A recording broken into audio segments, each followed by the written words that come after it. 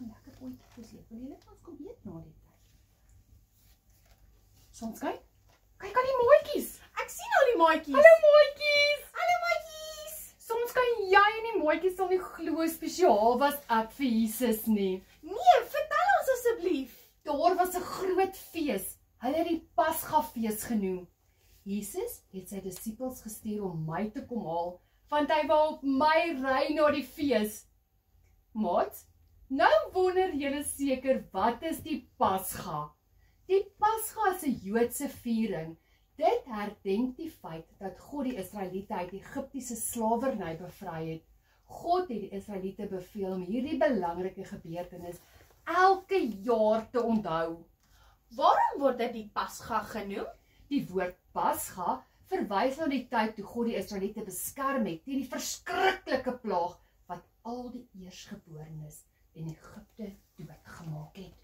Voordat God hierdie verwoestende plaag gebring het, het hy die Israeliete beveel om die bloed van 'n geslagte lam of bokkie op hulle deurkosyne te spat.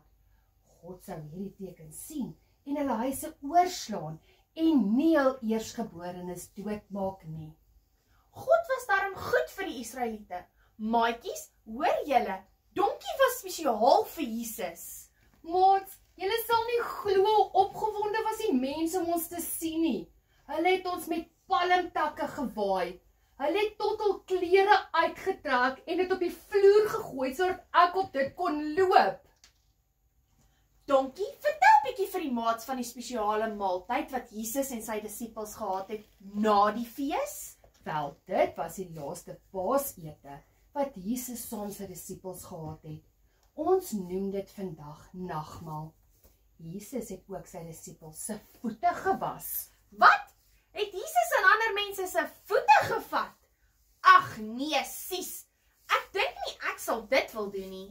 Ja, dit was om vir sy disippels te wys hy's baie lief vir hulle en dat hy nederig was. Nederig? Dit is darem 'n vreeslike groot woord.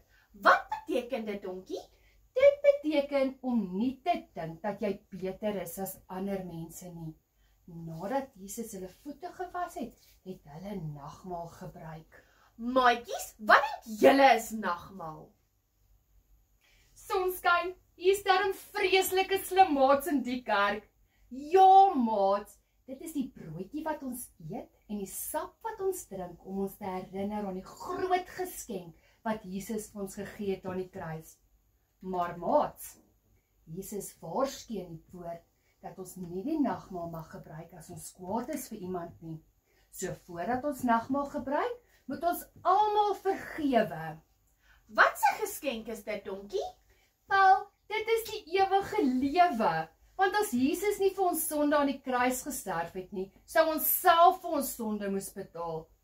Ek dink nie baie mense sou dan die hemel gemaak het nie. So maatjies, Jesus het die brood en die sap aan sy disippels gegee en vir hulle gesê hy sal een van die dae sterf. Hulle en ons, elke keer as ons nagmaal gebruik, moet ons aan hom dink.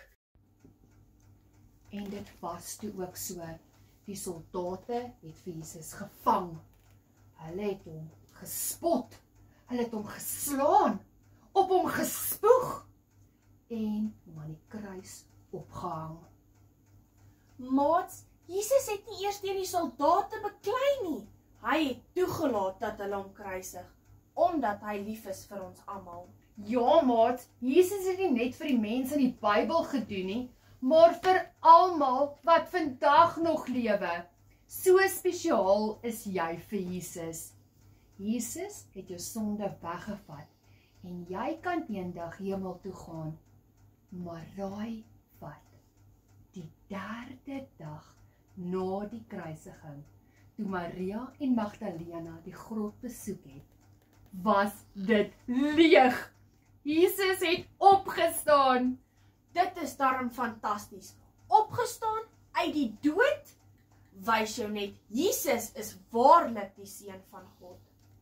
Maar beteken dit dan dat die maats kan elke dag stout wees en slegte dinge doen, soos vloek, beklei en boelie? Jesus het ons mos reeds vergewe. Nee, sonskyn.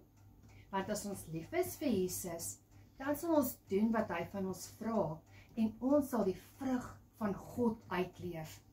Maats, in Galasiërs 5 vers 22 sê Papa God se woord vir ons, die vrug van die Gees is liefde, blydskap, lankmoedigheid, vriendelikheid, goedheid, getrouheid, sagmoedigheid en selfbeheersing. Sjoe, dit is darem 'n mondvol donkie. Ek gaan van vandag af probeer om elke dag die vrug van die Gees vir mense te wys. Maar verduidelik my gou mooi wat dit elkeen beteken. Kom ons kyk gou-gou. Liefde is om goed te wees vir iemand anders. Blydskap is as jou hartjie bly voel. Vrede is as ons nie met ander mense, jou boeties en jou sissies ingesluit, beklei nie. Lankmoedigheid is nogal 'n groot woord, maar eintlik beteken dit net geduld.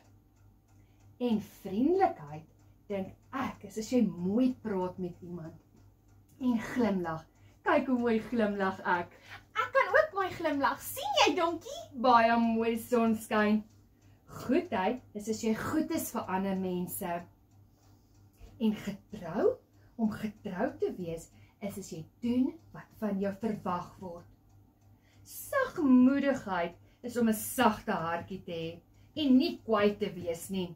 En selfbeheersing is as jy voel jy is briesend kwaad en wil iemand sommer net skop. Dit liewers nie te doen nie. Maatjies, gaan julle ook probeer om die vrug van die Gees uit te leef. Dankie dat julle vandag saam met ons gekuier het. Ja, dankie maat. Bye maatjies. Bye maatjie.